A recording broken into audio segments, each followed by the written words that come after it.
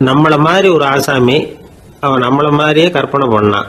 அதாவது நாம தான் இந்த உலகத்தில் ரொம்பவும் கஷ்டப்படுறோம், மற்றவங்க எல்லாம் சந்தோஷமா இருக்கிறாங்க அப்படின்னு அவன் நினச்சிக்கிட்டான். அவன் ஒரு நாள் கடவுளை வேண்டிக்கிட்டானா, சுவாமி, இந்த உலகத்தில் எவ்வளவோ பேர் இருக்கிறாங்க, ஒவ்வொருத்தருக்கும் ஒவ்வொரு விதமான கஷ்டம் இருக்கலாம், ஒத்துக்கிறேன். இருந்தாலும் எனக்கு அது கொஞ்சம் அதிகமாக இருக்கிறது மாதிரி தெரியுது. அதனால் நீங்கள் எனக்காக ஒரு சின்ன உதவி செஞ்சால் போதும். அது வேற ஒன்றும் இல்லை, என்கிட்ட இருக்கிற துயரங்களை இன்னொருத்தர் யாருக்கிட்டையாவது கொடுத்துருங்க, அவர்கிட்ட இருக்கிற துயரங்களை என்கிட்ட மாற்றி கொடுத்துருங்க. ஒரு மியூச்சுவல் டிரான்ஸ்ஃபர், அவ்வளவுதான். அப்படி பண்ணிவிட்டா போதும் அப்படின்னு வேண்டிக்கிட்டானான்.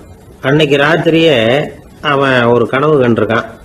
வானத்திலிருந்து ஒரு குரல் கேட்டிருக்கு. அது என்ன சொல்லிச்சு தெரியுமா? ஏ ஜனங்களே, எல்லாரும் அவங்கவுங்க கஷ்டங்களை ஒரு பையில போட்டு எடுத்துக்குங்க. அப்படி எடுத்துக்கிட்டு நேராக இந்த ஊர் எல்லையில் இருக்கிற கோயிலுக்கு வந்து சேருங்க அப்படின்னு அந்த குரல். ஆஹா, கடவுள் நம்ம பிரார்த்தனைக்கு செவி சாய்ச்சுட்டார் அப்படின்னு சந்தோஷப்பட்டான் இவன். உடனே என்ன பண்ணான்? தன்கிட்ட இருந்த கஷ்டத்தையெல்லாம் ஒரு சாக்கு பையில போட்டு எடுத்துக்கிட்டான். வீட்டை விட்டு வெளியில வந்தான். தெருவில் இறங்கி நடக்கிறான். அங்க பார்த்தா ஏகப்பட்ட பேர் ஆளுக்கு ஒரு பைய தூக்கிக்கிட்டு கோயிலுக்கு போய்கிட்டு இருக்கிறாங்க. சில பேர் மூட்டையா கட்டி தலையில சுமந்துக்கிட்டு போய்கிட்டு இருக்கிறாங்க. இவன் பார்த்தான். இவனுக்கு ரொம்ப ஆச்சரியமா இருந்தது. ஏன்னா எல்லாரும் வச்சிருக்கிற பைய இவன் பைய விட பெருசா இருந்தது. இவன் பை தான் இருக்கிறதுலயே கொஞ்சம் சின்னதா தெரிஞ்சது. இப்ப அவன் மறுபடியும் சாமியை வேண்டிக்கிட்டான். கடவுளே, இப்ப உள்ள சூழ்நிலையை கவனிச்சா என்கிட்ட இருக்கிற பைய பரவாயில்லன்னு தோணுது. அதனால வேற பை எதையும் மாற்ற வேணாம், இதுவே பரவாயில்ல, இந்த பையோட திரும்பி வீட்டுக்கு போனா போதும்னு நினைக்கிறேன் அப்படின்னு ஏதோ நினைக்க ஆரம்பிச்சுட்டான் அவன். எல்லாரும் கோயிலுக்கு போய் சேர்ந்தாங்க. கோயில்ல அந்த குரல் மறுபடியும் கேட்டுது. எல்லாரும் அவங்கவுங்க பைகளை சோகத்துல தொங்க விடுங்க. திடீர்னு விளக்குகள் அணையும், மணி அடிக்கப்படும், அதுதான் அடையாளம். அந்த சமயத்துல இருட்டுல உங்களுக்கு வேண்டிய பைய நீங்க மாத்தி எடுத்துக்கலாம், தேர்ந்தெடுத்துக்கலாம். வெளிச்சம் இருக்கிறப்பவே உங்களுக்கு பிடிச்ச பைக்கு பக்கமா பார்த்து நீங்க நின்றுக்கலாம் அப்படின்னு சொல்லி விவரம் சொல்லிச்சான் அந்த குரல். அப்படி சொன்னதுக்கு அப்புறம் திடீர்னு விளக்கு அணைஞ்சுது, மணி அடிச்சுது. கொஞ்ச நேரம் கழிச்சு மறுபடியும் விளக்குகள்லாம் எரிஞ்சுது. இப்போ பார்த்தா எல்லாரும் அவங்கவுங்க பையையே கெட்டியா பிடிச்சிக்கிட்டு நிக்கிறாங்க. இவனும் அப்படியே நிக்கிறான். இவன் மெதுவா பக்கத்துல நிக்கிறவங்கிட்ட கேட்டானா, ஏன் நீங்க பைய கையிலேயே வச்சிருக்கிறீங்க, செவுத்துல மாட்டலையா அப்படின்னு கேட்டிருக்கான். இல்லப்பா, நீ ஏன் கையிலேயே வச்சிருக்கிறியோ அதே காரணத்துக்காக தான் நாங்களும் வச்சிருக்கிறோம். நம்ம கவலைகளை பத்தி நமக்கு ஓரளவுக்காவது தெரியும். ஆனா மற்றவங்க கவலைகள் நமக்கு பரிச்சயம் இல்லாதவை, பழக்கம் இல்லாதது. அதனால நமக்கு தெரிஞ்ச கவலைகளை சமாளிக்கிறது சுலபம். தெரியாததை சமாளிக்கணும்னா மறுபடியும் ஆரம்பத்துல இருந்து ஆரம்பிக்கணும். அதனால பழைய நண்பர்களோடு வாழறது தான் மேல் அப்படின்னு நானான். அதுக்கப்புறம் அவன் தன்னோட பைய போதும்னு வீட்டுக்கு திரும்பி வந்துட்டானான். இது ஒரு பெரியவர் சொல்லி இருக்கிற கதை. அதனால நம்ம கிட்ட இருக்கிற கஷ்டங்கள் தான் பெருசு, அதை இன்னொருத்தங்கிட்ட கொடுத்துட்டு மாத்திக்கலாம் அப்படின்னு நினைக்கிறது தப்பு. இதே மாதிரி இன்னொரு சம்பவம். ஒரு ஊர்ல ஒரு நாள் ராத்திரி ஆகாயத்தில இருந்து கடவுள் குரல் கேட்குது. இந்த ஊர்ல இருக்கிற ஜனங்கள்லாம் கொஞ்சம் கவனிங்க, உங்களுக்கு ஒரு செய்தி. அதாவது இங்க இருக்கிற ஜனங்கள்லயே கொஞ்சம் கூட கவலையே இல்லாத ஆள் யாருன்னு எனக்கு தெரியணும். அதனால எல்லாரும் அவங்கவுங்க கவலைகளை ஒரு பையில போட்டு எடுத்துக்கிட்டு கோயிலுக்கு வாங்க அப்படின்னாரு கடவுள். உடனே வரிசையா எல்லாரும் வர ஆரம்பிச்சாங்க. எல்லார் கையிலையும் பை இருந்தது, சின்னதும் பெருசுமா. கவலையே இல்லாத ஆள் யாருன்னு தேடினார் கடவுள். ஒரே ஒரு ஆள் மட்டும் கையில எதுவும் இல்லாம வெறும் கையை வீசிக்கிட்டு ரொம்ப ஜாலியா நடந்து வந்துகிட்டு இருந்தான். கடவுள் அவங்ககிட்ட போனார். ஏன்பா, உனக்கு கவலையே இல்லையா அப்படின்னு கேட்டார். எனக்கும் சில கவலைகள்லாம் உண்டு அப்படின்னு அவன். எங்க அதெல்லாம்னு கேட்டிருக்காரு கடவுள். பின்னாடி லாரியில வந்துகிட்டு இருக்கு அப்படின்னு அவன். ஒரு ஊர்ல ஒரு ஆள் இருந்தான். நிறைய பணம் சேர்த்தான். அவனுக்கு சம்பாதிக்க தெரியுமே தவிர செலவு பண்ண தெரியாது. மகா கஞ்சன். காசை கையில எடுக்கவும் மாட்டான். எடுத்தா செலவு செய்ய வேண்டியிருக்குமே. அதனால இப்படியே அவன் காலத்தை ஓட்டி விட்டான். வயசாயிட்டுது. அவனுடைய மனைவி ஒரு நாள் கேட்டாங்க, இவ்வளவு நாளா நீங்க என்னை எங்கேயுமே அழைச்சிட்டு போனதில்லை, இப்போவாவது அழைச்சிட்டு போகக்கூடாதா அப்படின்னாங்க. எங்க போகணும் சொல்லுன்னா. காசிக்கு போகணும், கங்கையில குளிக்கணும்னாங்க. இவன் பார்த்தான், இதுக்கு ஏன் அவ்வளவு தூரம் செலவு பண்ணிட்டு போகணும், நம்ம ஊர் ஆத்துலயே குளிக்கலாமே, இதுவும் புண்ணிய நதி தான், இங்க குளிச்சா அங்க குளிச்ச பலன் கிடைச்சிரும் அப்படின்னா. சரின்னு 2 பேரும் ஆத்தங்கரைக்கு போனாங்க. அன்னைக்கு ஏதோ விசேஷம், நிறைய கூட்டம், நிறைய பேர் குளிச்சுக்கிட்டு இருக்கிறாங்க. கரையில் சில புரோகிதர்கள் நின்றுக்கிட்டு இருக்கிறாங்க. குளிக்கிறதுக்கு முந்தி அவங்க கிட்ட உட்காந்தா ஏதோ மந்திரம்லாம் சொல்லுவாங்க, கொஞ்சம் காசு கொடுக்க வேண்டியிருக்கும். அதனால இவன் என்ன பண்ணான், ஆத்தங்கரையிலேயே கொஞ்சம் தூரம் போனான். ஊரை விட்டு தள்ளி வந்துட்டான், அங்கே யாருமே இல்லை. அப்பாடான்னு சந்தோஷப்பட்டான், குளிக்கலாம்னு புறப்பட்டான். இந்த நேரம் கடவுள் பார்த்தார், இந்த கஞ்சனுக்கு ஏதாவது புத்தி போகட்டணும் அப்படின்னு நினைச்சார். உடனே ஒரு புரோகிதர் மாதிரி உருவத்தை மாத்திக்கிட்டு அந்த ஆள் முன்னாடி வந்து நின்னார். அவனுக்கு அதிர்ச்சி, இங்க யாருமே இருக்க மாட்டாங்கன்னு நினைச்சா இங்கேயுமே ஒரு ஆள் வந்துட்டாரு, என்ன பண்றதுன்னு யோசனை பண்ணான்.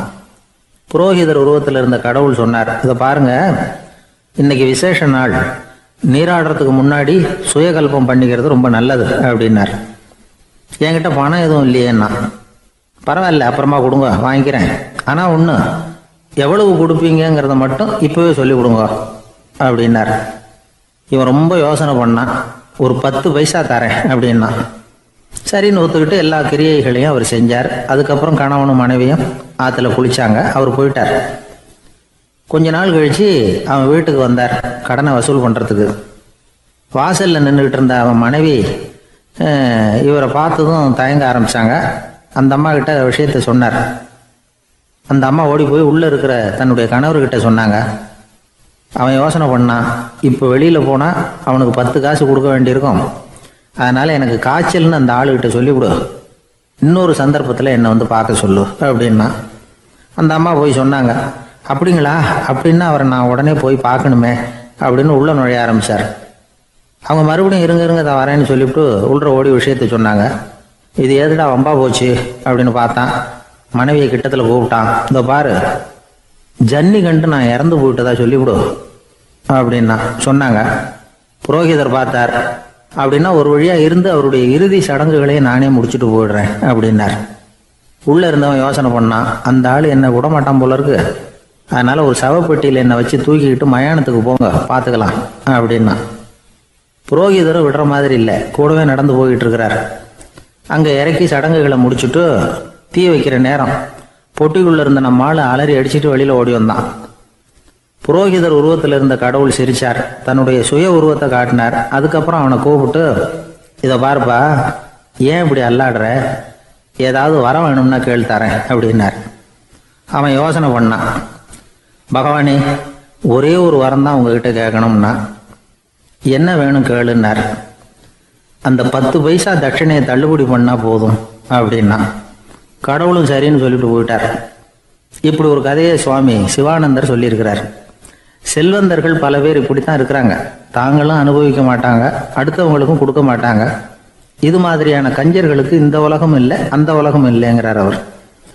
இந்த கதையில கடவுள் கடன் வசூலுக்கு வந்தது மாதிரி நம்ம ஊர் ஆள் ஒருத்தன் இன்னொருத்தர்கிட்ட 10 பைசா கடன் கொடுத்துட்டான். திருப்பி வாங்கறதுக்கு நடையா நடக்கிறான். கடைசியா கேட்டான், நீ எப்பதான் கடனை திருப்பி தரப்போற, அதை முடிவா சொல்லுன்னா. வர்ற வியாழக்கிழமை கண்டிப்பா கொடுத்துருவேன் அப்படின்னானா அவன். அன்னைக்கு நான் ஊர்ல இருக்க மாட்டேனே அப்படின்னானா இவன். அதனால என்ன, நானும் தான் அன்னைக்கு ஊர்ல இருக்க மாட்டேன் அப்படின்னானா. வாழ்க்கையில் சில சந்தர்ப்பங்களில் நாம் சில அவமானங்களை சந்திச்சே தீர வேண்டியிருக்கு. என்ன பண்ணுறது, காலம் அப்படி. அவமானப்படுறவங்க உடனே அடங்கி போய்டுறது தான் உலக வழக்கம். அவமானப்பட்டால் உடனே சீறி எழறவங்களும் உண்டு. ஆனால் அதையே ஒரு சவாலாக எடுத்துக்கிட்டு முன்னுக்கு வர்றவங்களும் சில பேர் இருக்கிறாங்க. அவங்க ரொம்ப அபூர்வம். இன்றைக்கி மனோதத்துவ நிபுணர்கள்லாம் என்ன சொல்கிறாங்க தெரியுமா, அவமானப்பட்டுட்டா உடனே அடங்கி போயிடக்கூடாதான், அதையே ஒரு சவாலாக எடுத்துக்கிட்டு மனசில் ஒரு வைராக்கியத்தோடு முயற்சி பண்ணினா வாழ்க்கையில் எல்லாரும் முன்னேறலாமா. அவமானங்கிறத நாம் வைராக்கியமாக மாற்றிக்கணும், அதுதான் வெற்றிக்கு வழி. ராமர் இந்த பூமியில் பிறந்ததே ஒரு வைராக்கியத்தினால தான் சார் அப்படின்னார் ஒருத்தர். எப்படிங்க அது அப்படின்னு கேட்டேன். அவர் சொன்னார், தசரதருக்கு ராமர் குழந்தையா பிறக்கணும், அப்போ தான் இங்கே இருக்கிற கஷ்டங்கள்லாம் நீங்கும் அப்படின்னு சர்வ லோகமும் எதிர்பார்த்துக்கிட்டு இருக்குது. ஆனால் அவர் எப்போ பிறப்பார் அப்படின்னு யாருக்கும் தெரியல. அந்த காரியம் சீக்கிரம் நடக்கணுமே, அதுக்கு என்ன பண்ணுறது. நாரதர் வந்தார் ஒரு நாள் தசரதரை தேடி. தசரதா, உனக்கு ஒரு செய்தி தெரியுமான்னு ஆரம்பித்தார். அவர் எப்பவும் இப்படித்தானே ஆரம்பிக்கிறது வழக்கம். என்ன விஷயம்னு கேட்டார் தசரதர். தசரதா, நீ அடிக்கடி உன்னோட தேரில் ஏறிக்கிட்டு தேவலோகத்துக்கு போகிற, அங்கே போகிற வர்ற எல்லாம் பண்ணிகிட்டு இருக்க, எல்லாம் சரி. தேவலோகத்துலேயும் உன்னை நல்லபடியாக தான் வரவேற்கிறாங்க. தேவேந்திரன் உன்னை பிரியமாக அழைச்சிட்டு போய் தன்னுடைய அரியாசனத்திலேயே தனக்கு பக்கத்திலேயே உட்கார வைக்கிறான். நீயும் சந்தோஷமாக உட்காந்து பேசிவிட்டு வந்துடுற. ஆனால் நீ இங்கே வந்ததுக்கு அப்புறம் அங்கே என்ன நடக்குது தெரியுமா உனக்கு அப்படின்னாரான் நாரதர். என்ன நடக்குது எனக்கு ஒன்றும் தெரியலையே அப்படின்னாரான் தசரதர். நாரதர்கிட்ட வந்து கிட்டத்தில் வந்து கேட்டிருக்கார், கொஞ்சம் சொல்லுங்கள் என்னது அப்படின்னு. அவர் ஒரு நெருங்கி வந்தாரான் நாரதரும். மெதுவாக அவர் காதோட காதாக சொன்னாராம். அதாவது நம்ம பாஷையில் சொல்லப்போனால் பற்ற வைக்கிறார். நீ அங்கே தேவேந்திரங்கிட்ட உட்காந்து பேசிவிட்டு வந்த பிறகு நீ அங்கே உட்காந்துருந்த அரியாசனத்தை தண்ணி ஊற்றி கழுவி சுத்தப்படுத்துகிறாங்க. நீ என்ன அந்த அளவுக்கு சுத்தம் இல்லாத ஆளா, தினம் குளிக்காமையாக இருக்கிற அப்படின்னாராம். தசரதருக்கு இது ரொம்ப அவமானமாக போயிட்டுது. அப்படியே செய்கிறாங்க அப்படின்னாராம். ஆமாம், நீ வேணும்னா நான் சொல்கிறது உண்மையாக இல்லையா அப்படின்னு சோதனை பண்ணி பார்த்துக்கோ அப்படின்னாரான் நாரதர். உடனே தசரதர் இதுக்காகவே புறப்பட்டு தேவலோகம் போனார். அங்கே வழக்கம் போலவே இவரை கூப்பிட்டு உட்கார வச்சு பேசிக்கிட்டு இருந்தான் தேவேந்திரன். கொஞ்ச நேரம் பேசிக்கிட்டு இருந்துட்டு சரி நான் கிளம்புறேன்னு புறப்பட்டார். சரி, அவனும் வாசல் வரைக்கும் வந்து வழி அனுப்பி வச்சுட்டு உள்ளே போயிட்டான். தசரதர் வெளியில் கொஞ்ச நேரம் மறைஞ்சி இருந்துட்டு மெதுவாக உள்ளே எட்டி பார்த்தார் என்ன நடக்குதுன்னு. நாரதர் சொன்னது உண்மைதான். தசரதர் உட்காந்துருந்த ஆசனத்தை அங்கே 2 தேவர்கள் கழுவி சுத்தப்படுத்திக்கிட்டு இருக்கிறாங்க. தசரதரால் இதை தாங்கிக்க முடியல. அவருக்கு ரொம்ப அவமானமாக போச்சு. நேராக கிடுகிடுன்னு தேவேந்திரங்கிட்டே போனார். நான் உட்காந்துருந்த இருக்கையே சுத்தம் பண்ணுறியே, நான் என்ன அந்த அளவுக்கு பாவியா அப்படின்னு கேட்டார். ரொம்ப கோபமாக கேட்டார். தசரதரே, மனுஷனுக்கு 3 கடன்கள் உண்டு. தேவ கடன், ரிஷி கடன், பித்ரு கடன்.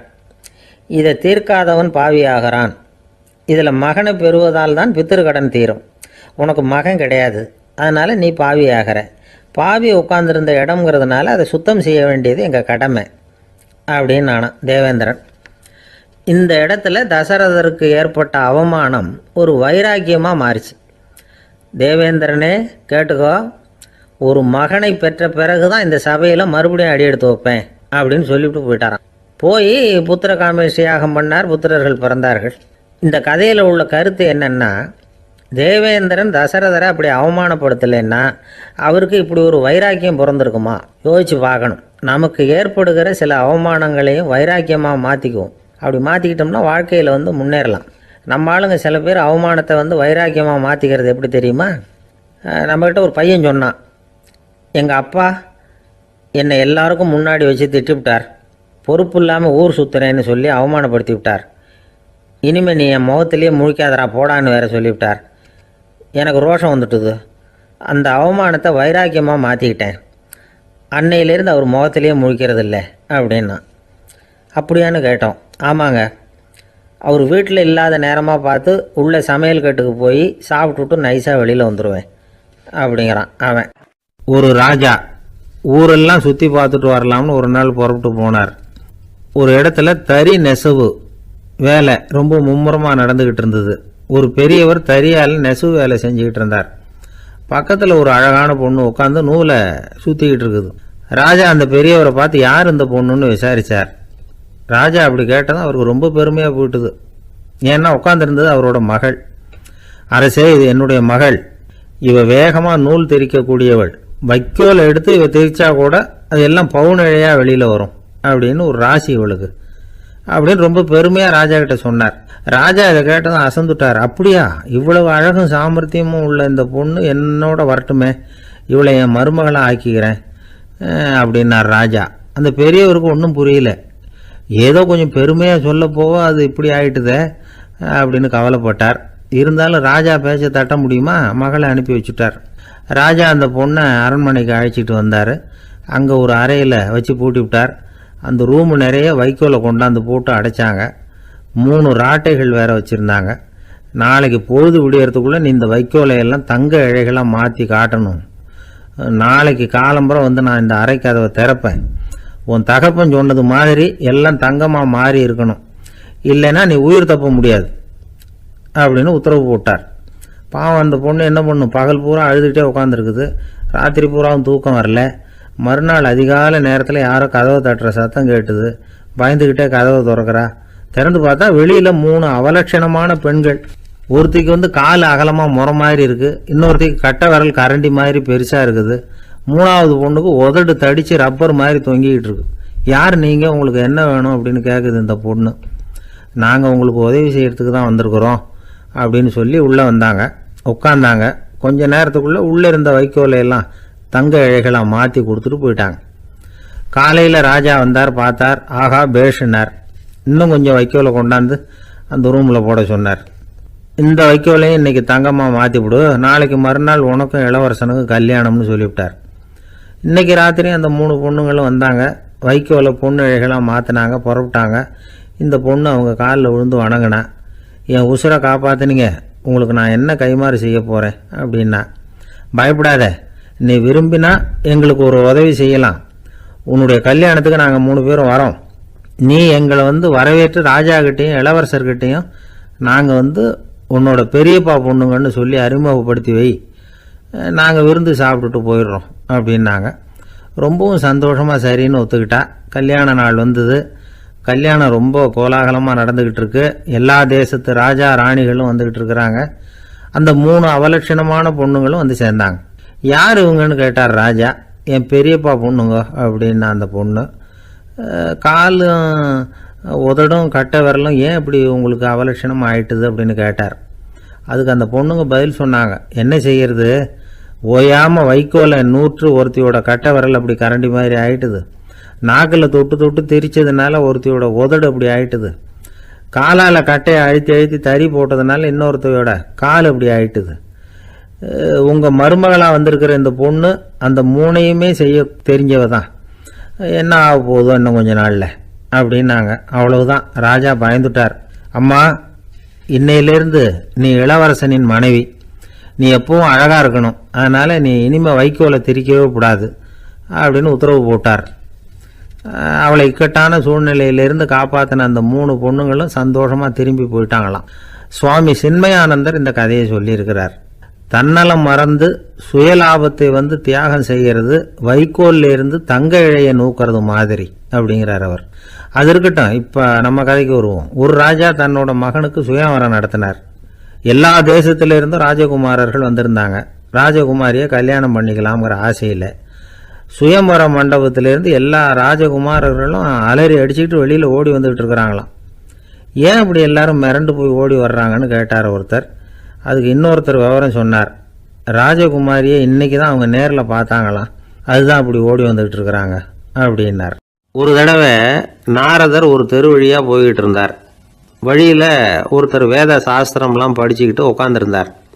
அவர் நாரதரை பார்த்து எங்கே போயிட்டு இருக்கிறீங்கன்னு கேட்டார். கடவுளை பார்த்துட்டு வரலாம்னு போயிட்டு இருக்கிறேன் அப்படின்னார் நாரதர். அப்படின்னா அவர்கிட்ட எனக்கு எப்போ முக்தி கிடைக்கும்னு கேட்டுட்டு வாங்களேன் அப்படின்னார் இவர். சரி, கேட்டு வரேன் அப்படின்னு சொல்லிவிட்டு நாரதர் நடந்தார். கொஞ்சம் தூரத்தில் ஒரு மரத்தடியில் ஒரு தொழிலாளி செருப்பு தைச்சிக்கிட்டு உட்காந்துருந்தார். அந்த ஆளும் அதே மாதிரி கேட்டுக்கிட்டார். எனக்கு எப்போ முக்தி கிடைக்கும்னு கடவுள்கிட்ட கேட்டுக்கிட்டு வாங்களேன்னார். அவர்கிட்டையும் சரின்னு சொல்லிவிட்டு நாரதர் நேராக வைகுண்டத்துக்கு வந்து சேர்ந்தார். கடவுளை பார்த்தார். இவங்க 2 பேரும் சொல்லி அனுப்பின விஷயத்தை பற்றி கேட்டார். அதுக்கு கடவுள் சொன்னார், அந்த செருப்பு தைக்கிற தொழிலாளி உடல் நீத்ததும் உடனே என்னை வந்து அடைவான். ஆனால் அந்த சாஸ்திரம் படித்த ஆள் இப்போதைக்கு என்கிட்ட வந்து சேரமாட்டான். அவன் இன்னமும் பல பிறவிகள் எடுத்து அங்கேயே இருக்க வேண்டியிருக்குது. எப்போ இங்கே வந்து சேருவான்னு எனக்கே தெரியாது அப்படின்னார். நாரதருக்கு இதோட ரகசியம் என்னங்கிறது புரியல. எனக்கு ஒன்றும் புரியலையேன்னாரான் கடவுள்கிட்ட. சீக்கிரம் புரிஞ்சுக்குவேன், நீ திரும்பி போகிறப்போ நான் இங்கே வைகுண்டத்தில் என்ன செஞ்சுக்கிட்டு இருக்கேன்னு கேட்டால், ஒரு ஊசியின் துவாரத்தில் ஒரு யானையை கோத்துக்கிட்டு இருக்கிறேன்னு அவங்கக்கிட்ட சொல்லு அப்படின்னார் கடவுள் சிரிச்சுக்கிட்டே. நாரதர் பூமிக்கு திரும்பினார். கடவுளை பார்த்தீங்களா, எப்படி இருக்கார் அப்படின்னு விசாரித்தார். வேத சாஸ்திரம் படித்தவர். ஓ பகவானா, அவர் யானையை ஊசியின் காதில் நுழைச்சிக்கிட்டு இருக்கிறார் பார்த்தேன்னார் நாரதர். ஊசி காதில் யானையா, அது எப்படி முடியும்? நீங்கள் சொல்கிறத நான் நம்ப மாட்டேன்னு விட்டார் அவர். சரி, இந்த ஆளுக்கு இறைவன் பேரில் நம்பிக்கை இல்லை அப்படிங்கிறத நாரதர் புரிஞ்சுக்கிட்டார். அடுத்தபடியாக அந்த தொழிலாளி இருந்த இடத்துக்கு போனார். இறைவனை பார்த்தீங்களான்னு கேட்டார் அவர். பார்த்தேன், ஒரு ஊசி துவாரத்தில் யானையை கோத்துக்கிட்டு இருந்தார் அப்படின்னு சொல்லிவிட்டு நாரதர் அந்த ஆள் முகத்தை கவனித்தார். அந்த தொழிலாளி இதை கேட்டுட்டு கொஞ்சம் கூட ஆச்சரியப்படலை. அவரால் முடியாத காரியம் கூட உண்டானார். என்ன இப்படி சொல்கிற, ஊசியின் துவாரத்தில் யானையை கோக்க முடியும்னு நீ நம்புறியா அப்படின்னு கேட்டார் நாரதர். நிச்சயமாக நம்புகிறேன்னார் அவர். அது எப்படி அப்படின்னு கேட்டார் இவர். இதோ பாருங்க, நான் இந்த ஆலமரத்தடியில் தான் தினமும் உட்காந்துருக்கிறேன். தினமும் இந்த மரத்திலிருந்து எவ்வளவோ பழம் கீழே விழுது. இந்த பழத்தில் இருக்கிற ஒவ்வொரு விதையிலேயும் உள்ள ஒரு ஆலமரம் இருக்குது. ஒரு சின்ன விதைக்குள்ள ஒரு பெரிய ஆலமரம் இருக்க முடியுங்கிறப்ப ஊசி துவாரத்தில் கடவுள் யானையை நுழைய வச்சாருங்கிறத ஒத்துக்கிறதுல என்ன கஷ்டம் இருக்குது அப்படின்னு ரொம்ப சர்வசாதாரணமாக பதில் சொன்னாராம் அந்த தொழிலாளி. நாரதர் யோசனை பண்ணார், இந்த தொழிலாளி வேத சாஸ்திரங்களையெல்லாம் படிக்கலைன்னா கூட அறிவுபூர்வமாக சிந்திச்சு இறைவனை நம்புகிறான். அதனால தான் கடவுள் இந்த ஆளுக்கு சீக்கிரம் முக்தி கிடைக்கும்னு சொன்னார் அப்படிங்கிறத புரிஞ்சுக்கிட்டாராம். இந்த கதையில் வர்ற கடவுள், நாரதர், வைகுண்டம் இதெல்லாம் ஒரு பக்கம் இருக்கட்டும், ஒரு சின்ன விதைக்குள்ள ஒரு பெரிய ஆலமரம் தூங்கிக்கிட்டு இருக்கு அப்படிங்கிற உண்மை, அந்தரத்தில் 1000 கிரகங்கள் சுற்றிக்கிட்டு இருக்குங்கிற உண்மை, இதெல்லாம் நாம் பார்த்துக்கிட்டு தானே இருக்கிறோம். இந்த உண்மைகள் அதிசயமாக நமக்கு தெரியறதுனால அதை நம்பாமல் இருந்துட முடியாது. இயற்கையை பரிபூர்ணமாக நம்புங்கள், அந்த நம்பிக்கையே நம்ம வாழ்க்கைக்கு ஆதாரம் அப்படிங்கிறத விளக்கறதுக்காக தான் இந்த கதை. இந்த காலத்தில் நம்ம பிள்ளைங்களுக்கெல்லாம் இது மாதிரி நம்பிக்கை அதிகமாகவே இருக்குது. ஒரு நாள் ஒரு சின்ன பையன்கிட்ட கேட்டேன், ஏன்பா கடவுள் ஒரு பானைக்குள்ளே ஒரு யானையை நுழைய வச்சுட்டாருன்னு சொன்னால் அதை நீ நம்புவியா அப்படின்னு கேட்டோம். நம்புவேன் சார், அது ஒன்றும் பெரிய அதிசயம் இல்லைன்னா. எப்படிறான்னு கேட்டோம். எப்படின்னா அந்த பானை அந்த யானையை விட பெருசாக இருந்திருக்கும், அவ்வளவுதான் அப்படின்னு சொல்கிறான். ஒரே ஒரு ஊரில் ஒரு பாதிரியார் இருந்தார். ரொம்ப நாள் சந்தோஷமாக வாழ்ந்தார். ஒரு நாள் அவர் மடத்து சமையல் அறையில் பாத்திரங்களை கழுவி துலக்கி சுத்தப்படுத்திக்கிட்டு இருந்தார். அந்த சமயத்தில் ஒரு தேவதூதன் அவர் முன்னாடி நின்னான். இவர் நிமிர்ந்து பார்த்தார். ஆண்டவர் என்னை உங்ககிட்ட அனுப்பியிருக்கிறார், பரலோகத்தில் வாசம் செய்யறதுக்கு உங்களுக்கு நேரம் வந்துட்டுது அப்படின்னு அந்த ஆள். ஆண்டவருக்கு என்னோட ஞாபகம் வந்ததுக்கு நன்றி. ஆனாலும் இப்போ இங்கே நீயே பாரு, எவ்வளவு பாண்டங்கள் பாக்கி இருக்குது, இவ்வளவையும் நான் சுத்தப்படுத்த வேண்டியிருக்கு. நான் நன்றி கெட்டவனாக இருக்க விரும்பலை. இந்த பணியை முடிக்கிற வரைக்கும் என்னுடைய பரலோக வாழ்வை தள்ளி வைக்க முடியுமா? நீ என்ன நினைக்கிற அப்படின்னு கேட்டார். தேவதூதன் தனக்கே உரிய விவேகத்தோட அன்போட பாதிரியாரை பார்த்தான். சரி, என்ன செய்யலாம்ங்கிறத அப்புறம் சொல்கிறேன் அப்படின்னு சொல்லிவிட்டு புறப்பட்டு போயிட்டான். ஒரு நாள் அந்த பாதிரியார் தோட்டத்தில் உள்ள களைகளையெல்லாம் ஒரு களை கொத்தியால் கொத்தி களை எடுத்துக்கிட்டு இருக்கிறார். அந்த சமயத்தில் இந்த தேவதூதன் மறுபடியும் அவர் முன்னாடி நிற்கிறான். பாதிரியார் பார்த்தார். இதை பாரு, இந்த தோட்டம் பூராவும் எவ்வளவு களை மண்டி கிடக்கு, பரலோகம் கொஞ்ச காலம் எனக்காக பொறுத்திருக்கலாம்னு நீ நினைக்கிறியா அப்படின்னு கேட்டார். தேவதூதன் சிரிச்சுக்கிட்டே மறுபடியும் மறைஞ்சிட்டான். மறுபடியும் அவர் களை எடுக்கிறது, தானிய களஞ்சியத்துக்கு வர்ணம் பூசுறது, இப்படிப்பட்ட வேலைகளில் ஈடுபட்டிருக்கார். இன்னொரு நாள் ஒரு மருத்துவமனையில் நோயாளிகளை கவனிச்சுக்கிட்டு ரொம்ப தீவிரமாக இருக்கிறார் அந்த பாதிரியார். ஒரு நோயாளியோட தாகத்துக்கு தண்ணீர் கொடுத்துட்டு நிமிர்ந்து பார்க்குறப்போ தேவதூதன் மறுபடியும் அவர் முன்னாடி நிற்கிறான். இந்த தடவை பாதிரியார் தன்னலமற்றவராக பேரன்பை காட்டக்கூடிய வகையில் தன்னுடைய 2 கைகளையும் உயர்த்தியபடி தேவதூதனின் கவனத்தை பிணியால் வாடக்கூடிய நோயாளிகளின் பக்கம் திருப்பினாராம். தேவதூதன் ஒன்றும் சொல்லலை, மறைஞ்சிட்டான். அன்னைக்கு சாயந்தரம் பாதிரியார் மடத்தில் உள்ள தன்னுடைய அறைக்கு போய் இளைப்பாறினார். யோசித்து பார்த்தார். தேவதூதனையும் தேவதூதனின் விருப்பத்தையும் பல நாள் தள்ளி போட்டு வந்ததையும் அவர் ரொம்ப நினச்சி பார்த்தார். திடீர்னு தான் முதுமை அடைகிறதையும் சோர்வு அடைகிறதையும் உணர்ந்தார். ஆண்டவரை நினச்சார். ஆண்டவரே, உம்முடைய தூதனை மறுபடியும் என்கிட்ட அனுப்புனா நான் சந்திக்கிறதுக்கு ஆவலாக இருக்கேன் அப்படின்னு சொல்கிறப்பவே தேவதூதன் பக்கத்தில் நின்னான். பாதிரியார் நிமிர்ந்து பார்த்தார். நீ இப்போவே என்னை அழைச்சிக்கிட்டு போக விரும்பினா நான் பரலோகத்துக்கு வர்றதுக்கு தயாராக இருக்கேன்னார். தேவதூதன் அந்த பாதிரியாரை அன்போடவும் விவேகத்தோடவும் பார்த்து, நீங்கள் என் கூட பரலோகத்துக்கு வர்ற தயாராக இருக்கிறதா சொல்கிறீங்க, ஆனால் நீங்கள் இது வரைக்கும் வேறு எங்கே இருந்ததா நினைக்கிறீங்க அப்படின்னாலும். அப்படின்னா இது வரைக்கும் இருந்த இடம்தான் பரலோகம் அப்படிங்கிறத உணர்த்தியிருக்கிறான். பரலோகம்னா என்னென்னு புரிஞ்சுக்கிறதுக்கு இந்த சம்பவம் நமக்கு உதவியாக இருக்குது. தொண்டு செய்கிறத விட பெரிய செயல் வேறு எதுவும் இருக்க முடியாது. அது நம்ம மனசுக்கு கொடுக்குற சுகத்தை வேறு எதுவும் கொடுக்க முடியாது. நாம் தொண்டு செய்கிற இடம் தான் அந்த புண்ணிய இடம். ஆனால் இந்த காலத்துல எல்லாம் நாம் தொண்டு செய்யணும்னு நினச்சி ஏதாவது ஆரம்பித்தா கூட அதை ஒரு மாதிரியாக சுற்றி நின்று வேடிக்கை பார்க்க ஆரம்பிச்சிடுறாங்க. ஒரு பெரியவர் அப்படித்தான் ஒரு தொண்டு செஞ்சுக்கிட்டு இருந்தார். ஒரு கோவில் கட்டிக்கிட்டு இருந்தாங்க. அதில் ஒரு இடத்துல ஒரு பலகையை வச்சு ஆணி அடிக்கிற வேலையை செஞ்சுக்கிட்டு இருந்தார் அந்த பெரியவர். ஒரு சின்ன பையன் அதை ரொம்ப ஊக்கமாக அக்கறையாக கவனிச்சிக்கிட்டு இருந்தான். பெரியவர் இதை கவனித்தார். என்னப்பா பார்க்குற, உனக்கும் இது மாதிரி தொண்டு செய்யணும்னு ஆசையாக இருக்கா? அப்படின்னு கேட்டார். அதுக்கு அந்த பையன் சொல்கிறான், அப்படி இல்லைங்க, நீங்கள் ஆணி அடிக்கிறப்போ கையில் சுத்தியால் அடிச்சுக்கிட்டா எப்படி துடிப்பீங்க, எப்படி கத்துவீங்கன்னு தெரிஞ்சுக்கிறதுக்காக அதை பார்க்கணும்னு ஆசை, அதுக்காக தான் காத்துக்கிட்டு இருக்கேன் அப்படின்னு நான். ஒரு ஊரில் ஒரு சித்தர் இருந்தார், சூஃபி சித்தர். அவர் ஞானம் பெற்ற ஒரு சித்தர். ஒரு நாள் அந்த நாட்டு மன்னன் அவரை பார்க்கறதுக்காக வந்தான். என்ன வேணும் உனக்குன்னு கேட்டார். நான் கடவுளை பார்க்கணும், அதுக்கு நீங்கள் தான் உதவி பண்ணணும் அப்படின்னா அவன். சித்தர் கொஞ்சம் யோசனை பண்ணார். சரி, போயிட்டு நாளைக்கு வாடினார். அதே மாதிரி மன்னன் போயிட்டு அடுத்த நாள் வந்தான்.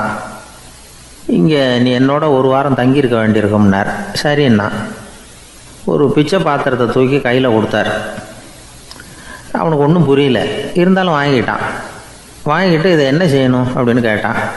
இதை ஒன்றும் செய்ய வேணாம், இதை எடுத்துக்கிட்டு பக்கத்தில் உள்ள கிராமங்களுக்கு போ, வீடு வீடாக பிச்சை எடுத்துக்கிட்டு வா. அப்படி வந்த பிறகு தான் உனக்கு சாப்பாடும் ஓய்வும் கிடைக்கும். ஒரு வாரம் அப்படி செய், அதுக்கப்புறம் 8வது நாள் நாம் கடவுளை பற்றி யோசிக்கலாம் அப்படின்னார். இப்படி ஒரு சொன்னதை கேட்டதும் அந்த அரசனுக்கு அதிர்ச்சி ஆயிட்டுது. ஒரு மாதிரி ஆயிட்டான். தன்னுடைய சொந்த நாட்டில் சொந்த குடிமக்கள்கிட்ட போய் பிச்சை எடுக்கிறதா அப்படின்னு யோசனை பண்ணி பார்த்தான். அதுக்கப்புறம் மெதுவாக அவன் அந்த சித்தரை பார்த்தான். ஐயா, சொந்த நாட்டிலேயே பிச்சை எடுக்கிறதுன்னா எனக்கு ஒரு மாதிரியாக இருக்குது, வெக்கமாக இருக்குது. நான் வேணும்னா வெளி தேசத்தில் எங்கேயாவது போய் பிச்சை எடுக்கவா அப்படின்னு கேட்டான். இதுக்கு அந்த சித்தர் ஒரு சம்மதிக்கலை. இதை பாரு, உன்னால் பிச்சை எடுக்க முடியலன்னா பேசாமல் திரும்பி அரண்மனைக்கே போயிடு. அதுக்கப்புறம் கடவுளை பற்றியெல்லாம் பேசுகிறதுக்கு என்னை தேடிட்டு வரக்கூடாது அப்படின்னு விட்டார். மன்னன் தயங்கினான். இருந்தாலும் மனசை சரி பண்ணிட்டு சம்மதிச்சான்.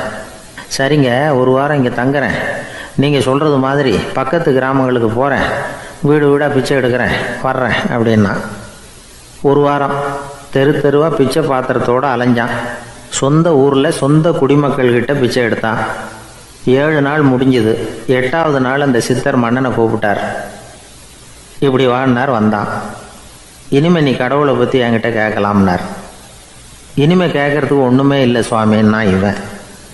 ஒரு வார காலம் பிச்சை எடுத்த பிறகு தான் கடவுளை காண முடியும் அப்படின்னு நான் கனவு கூட காணவில்லைன்னா.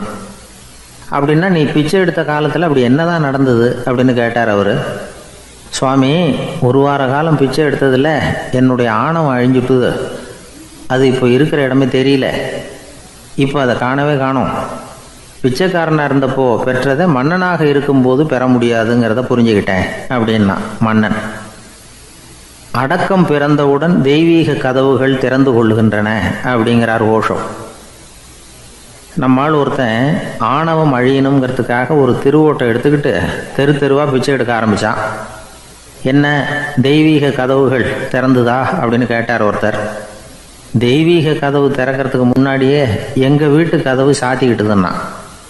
என்னடா சொல்கிறேன்னார். இனிமேல் வீட்டுக்குள்ளேயே வர வேணாம், இதையே தொழிலாக வச்சுக்கோ அப்படின்னு எங்கள் வீட்டில் சொல்லிவிட்டாங்க சார் அப்படின்னா. அசோக மன்னர் வந்துகிட்டு இருக்கார். அவருடைய ஆலோசகர்கள் எல்லாம் பக்கத்தில் வந்துகிட்டு இருக்கிறாங்க. அந்த சமயத்தில் எதிரில் ஒரு புத்த பிக்ஷு வர்றார். அசோகர் பார்க்கிறார். ஓடி போய் அவர் காலில் விழுந்து வணங்குறார். அசோக மன்னரின் தலை அந்த புத்த துறவியின் பாதத்தில் பட்டுக்கிட்டு இருக்கு. பக்கத்தில் நின்றுகிட்டு இருந்த அமைச்சருக்கு இது ரொம்ப சங்கடமாக போச்சு. ரொம்ப வருத்தப்பட்டார். நம்ம அசோக சக்கரவர்த்தி எப்பேற்பட்டவர், அவரோட தலை ஒரு சன்னியாசியின் பாதத்தில் படுறதா அப்படின்னு நினைச்சு ரொம்ப கவலைப்பட்டார். அரண்மனைக்கு திரும்பினதும் அமைச்சர் மெதுவாக ஆரம்பிச்சார். அரசே, எனக்கு ரொம்ப வருத்தமா இருக்குது அப்படின்னார். எதுக்குன்னார் மன்னர். அசோக சக்கரவர்த்தியின் தலை, அதாவது அந்த சிரம், ரொம்ப மதிப்புமிக்க ஒன்று. அது ஒரு சன்னியாசியின் காலில் படலாமா அப்படின்னார். அசோகர் பதில் சொல்லல, சிரிச்சார், போயிட்டார். அதுக்கப்புறம் ஒரு சரியான சந்தர்ப்பத்துக்காக காத்துக்கிட்டு இருந்தார். ஒரு நாள் அமைச்சரை கூப்பிட்டார். எனக்கு 3 தலைகள் வேணும் அப்படின்னார். சொல்லுங்க, கொண்டுகிட்டு வரேன் அப்படின்னார் அமைச்சர். அசோகர் சொன்னார், முதல்ல எனக்கு தேவையானது ஒரு ஆட்டின் தலை, 2வது ஒரு புலியின் தலை, 3வது ஒரு மனிதனின் தலை. இதுதான் அசோகர் கேட்டது. எங்க இருந்தாலும் கொண்டு வாங்கன்னார். அமைச்சர் புறப்பட்டார். ஆட்டுத்தலை புலித்தலை கிடைச்சிட்டுது. அப்புறமா ஒரு சுடுகாட்டுக்கு போய் ஒரு மனித தலையும் சேகரம் பண்ணிட்டு ராஜா கிட்ட வந்துட்டார். அரசே, உங்கள் ஆணைப்படி 3 தலைகளையும் கொண்டு வந்திருக்கிறேன்னார். அசோகர் பார்த்தார், ரொம்ப நல்லது, இப்ப இது மூன்றையும் எடுத்துக்கிட்டு போய் சந்தையில வித்துட்டு வாங்க அப்படின்னார். அமைச்சர் அதுகளை எடுத்துக்கிட்டு சந்தைக்கு போனார். முதல்ல ஆட்டுத்தலை நல்ல விலைக்கு வித்து போச்சு, நல்ல விலை கொடுத்து வாங்கிட்டு போட்டாங்க. அடுத்தபடியா புலி தலைய ஒருத்தர் வாங்கிட்டார், அதை பாடம் பண்ணி வீட்டில் மாட்டி வைக்கலாமே அப்படின்னு நினைச்சு அதையும் வாங்கிட்டு போட்டார். மனித தலையை மட்டும் வாங்கறதுக்கு யாரும் முன் வரல. எல்லாரும் அதை பார்த்துட்டு விலைக்கு போக ஆரம்பிச்சாங்க. அமைச்சர் திரும்பி வந்தார். அரசே, இந்த தலையை மட்டும் யாரும் வாங்க மாட்டேங்கிறாங்க அப்படின்னார். சரி, பரவாயில்ல, இதை இலவசமாவே இனாமாவே யாருக்கிட்டையாவது கொடுத்துட்டு வந்துருங்க அப்படின்னார். அமைச்சர் மறுபடியும் சந்தைக்கு போனார். இதை இலவசமா தரேன், இதை வாங்கிக்கோங்க அப்படின்னார். அப்பவும் அதை யாரும் வாங்கிக்கிறதுக்கு தயாரா இல்லை. மறுபடியும் திரும்பி வந்து மன்னர்கிட்ட விவரத்தை சொன்னார். இப்போ மன்னர் சொல்றார், அமைச்சரே, உயிர் இருக்கிற வரைக்கும் தான் இந்த தலைக்கு மதிப்பு. ஜீவன் போனதுக்கு அப்புறம் அதோட மதிப்பும் போயிடுது. அதனால மதிப்பு இருக்கும் பொழுதே பெரியவர்கள் பாதம் பணிந்து அந்த புனிதத்தை பெற்றுக்கொள்ளணும் அப்படின்னார். பணிவுங்கிறது வேற, அடிமைத்தனம்ங்கிறது வேற. பெரியவர்களை பணிவது நமக்கு பெருமை தரக்கூடிய விஷயம். இதை மனசுல வச்சுக்கிட்டு எப்போ காலில் விழணும், எப்போ காலில் விழக்கூடாது அப்படிங்கிறத முடிவு பண்ணிக்கணும்.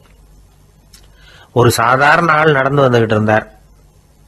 எதிரில் வந்த ஒரு பெரிய மனுஷன் ஓடி போய் அவர் காலில் விழுந்து தன்னுடைய தலையை அவர் பாதத்தில் கொண்டு போய் வச்சார். கொஞ்ச நேரம் கழிச்சு எழுந்திரிச்சு வந்துட்டார். வந்த பிறகு இவரை கேட்டேன், ஏன் திடீர்னு ஓடி போய் அந்த ஆளு காலில் விழுந்தீங்க அப்படின்னு. அவர் போட்டிருக்கிறது என்னோட காணாம போன செருப்பான்னு கண்டுபிடிக்கிறதுக்காக அப்படி விழுந்தேன் அப்படின்னார்.